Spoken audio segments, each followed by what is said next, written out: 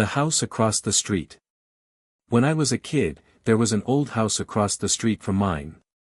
Nobody lived there for as long as I could remember. The windows were boarded up, the grass was overgrown, and the roof sagged like the house was slowly sinking into itself. But every night, without fail, a light would turn on in the upstairs bedroom. My parents told me it was squatters, or maybe just faulty wiring. But the strange thing was, the light wasn't electric. It was warm, flickering, like a lantern or candlelight. One night, when I was about 12, I woke up to find my bedroom window open. I didn't remember opening it. Across the street, the upstairs light glowed faintly, but this time there was a shadow in the window. It was tall. Thin. And it was waving. I pulled the covers over my head and didn't sleep until morning. Years passed. The house remained empty, but the light kept appearing at night. Everyone else ignored it, but I couldn't. I'd stare out my window for hours, waiting to see if the shadow would return. Last year, the city finally decided to demolish the place. They sent a crew in to strip it down. But after just one day, the crew quit. No explanation, no warning, they just refused to go back inside. That night, the light in the upstairs window burned brighter than ever. 2 weeks ago, I was walking home late. For the first time in years, the house's front door was open. Curiosity got the better of me.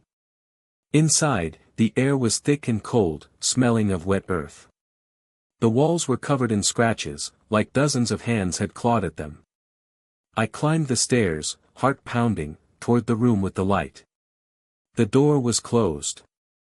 A faint glow seeped through the cracks. I reached for the knob. It was ice cold.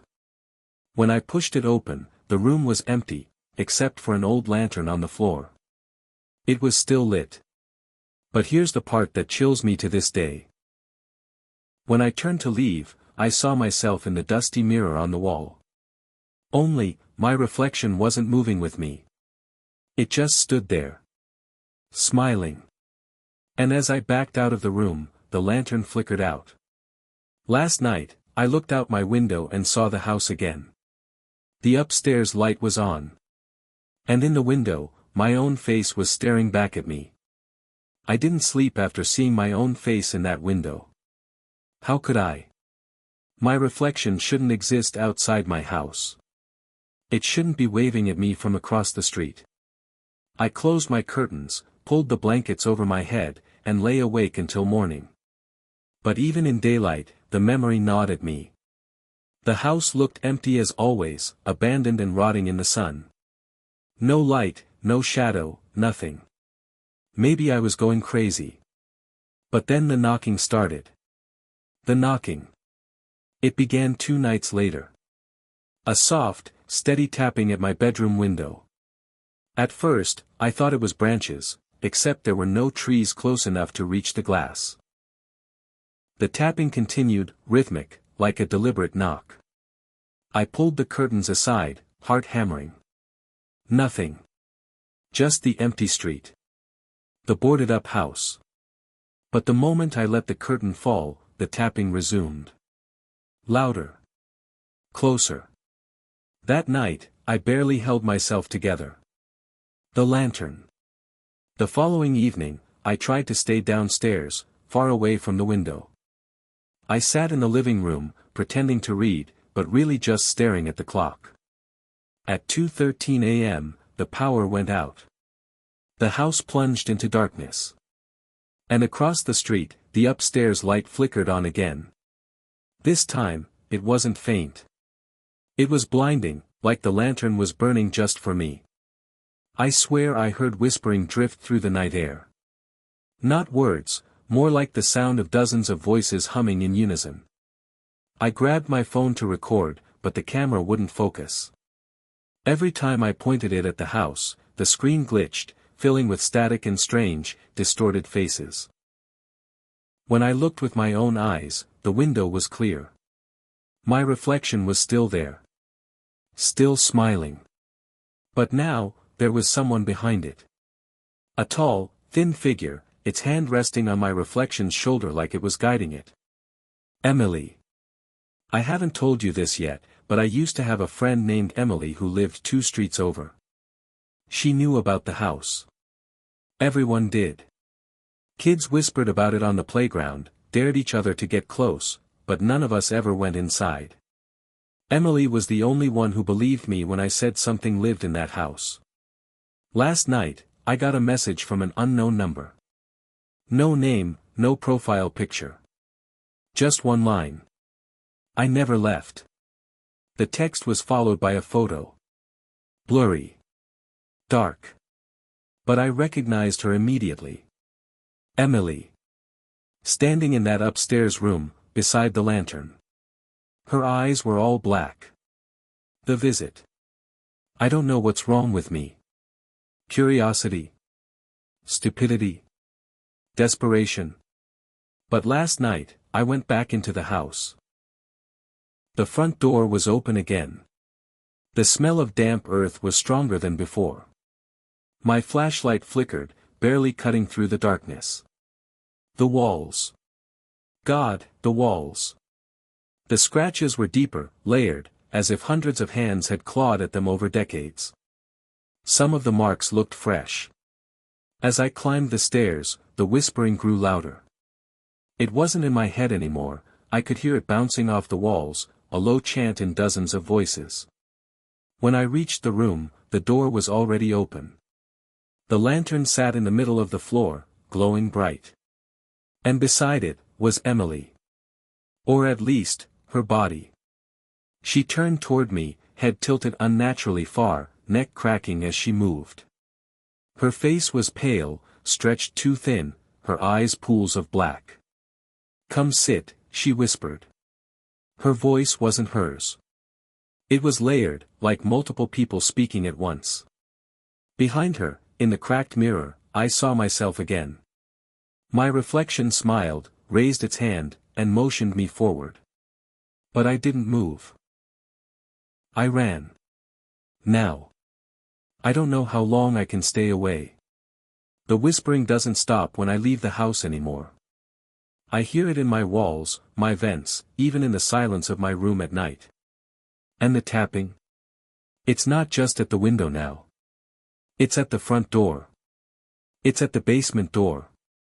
Sometimes, it's behind me, when I'm alone. And every time I catch my reflection, it looks less and less like me. I don't think the house wants me to come back anymore. I think it's already bringing itself here.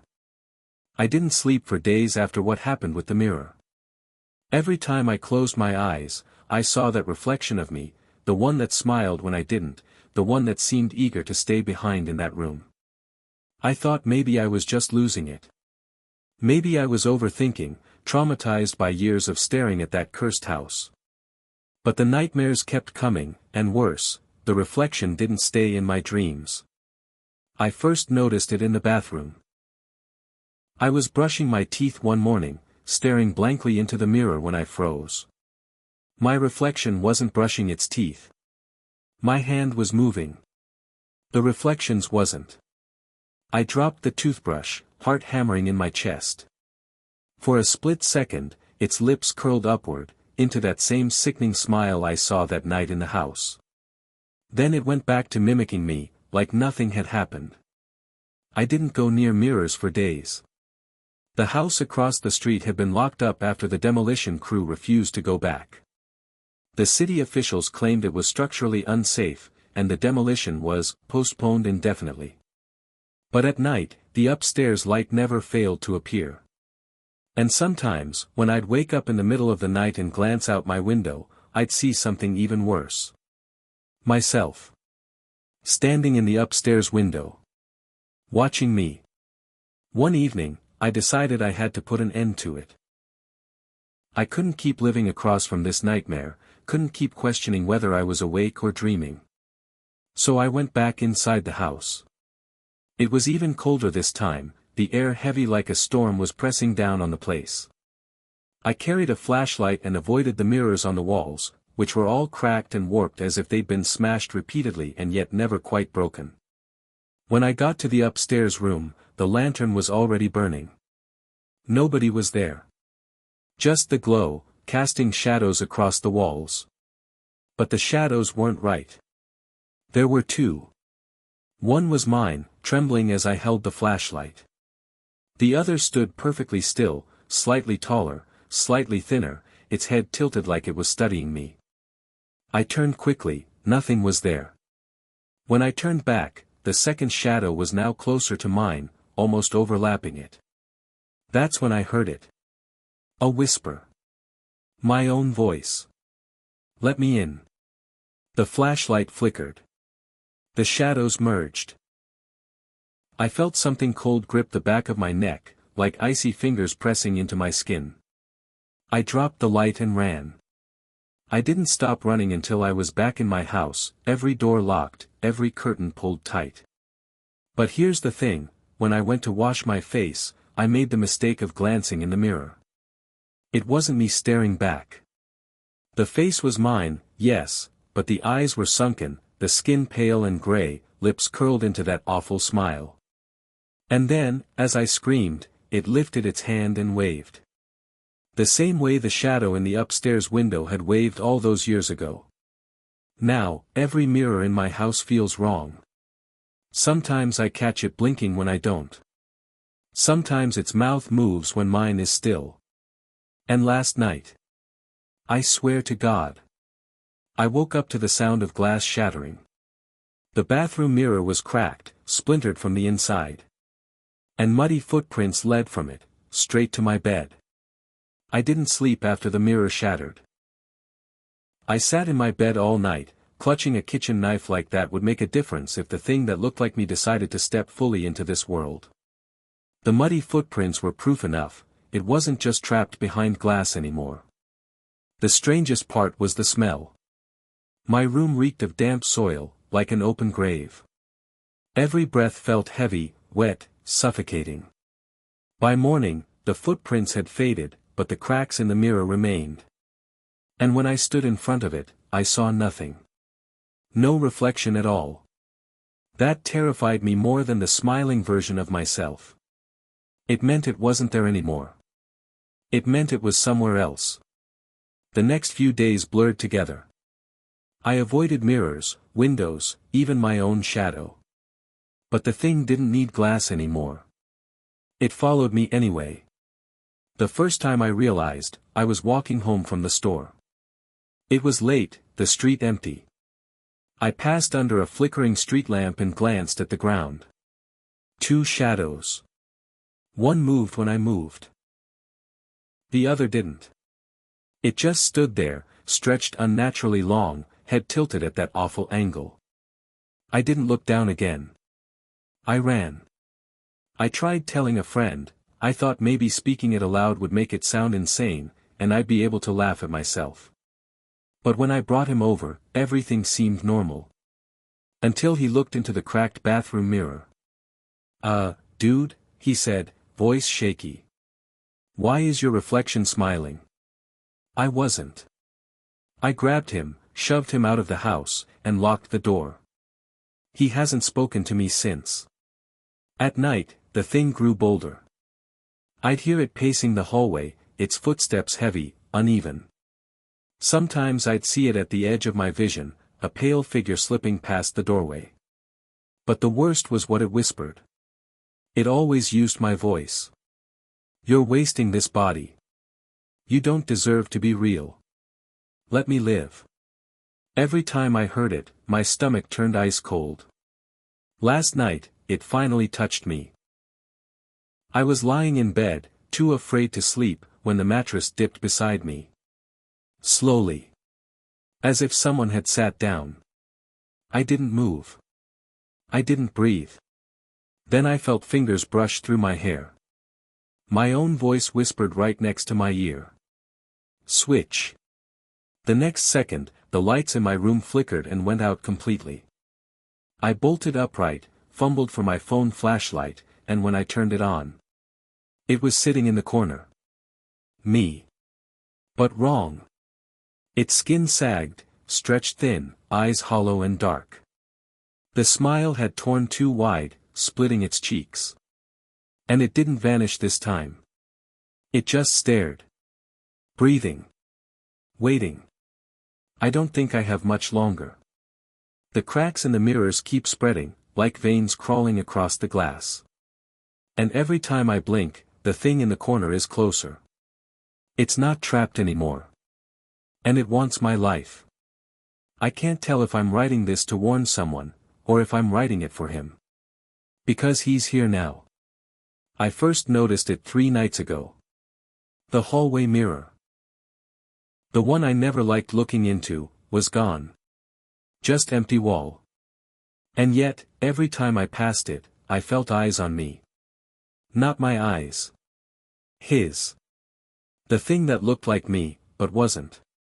I stopped sleeping. I stopped looking outside. I stopped eating. Every mirror I see, every reflection, every shadow, I can't trust it. Because any one of them could be him. And I think he's been living my life while I sleep. The first confrontation. 2 nights ago, I woke to the sound of whispers in my bedroom. I sat up in bed. Nothing. Just the shadows of the furniture stretching across the walls. Then I saw it, standing beside my bed. My own body, identical down to the smallest detail. Its smile split its face wider than humanly possible, eyes blacker than night. "It's time," it whispered in my voice. I jumped out of bed, swinging a chair at it. The chair passed right through it. "No. Stay away," I shouted. But it just grinned. And then, it laughed. Not a normal laugh. Hundreds of layered laughs, all mine, all wrong. Losing myself. That night, I realized something terrifying. I wasn't dreaming anymore. I went to the bathroom to splash water on my face. I stared into the mirror, my reflection blinked after me. I raised my hand. My reflection raised its hand first, slowly, deliberately. It smiled. And then I realized, I wasn't staring at a reflection. I was staring at him. Because my reflection didn't mimic me anymore. It was me. But wrong. And I was, fading. The chase. Last night, it finally chased me. I ran through the house, every door locked, every window shut, but nothing stopped it. It moved through walls, floors, shadows. Every time I turned a corner, it was there. Smiling. Waiting. Its hand stretched toward me, long fingers curling like smoke. I screamed, slammed doors, hid under furniture. But it always found me. And when it whispered, I could hear it inside my own head. "It's my turn now. Let me be real."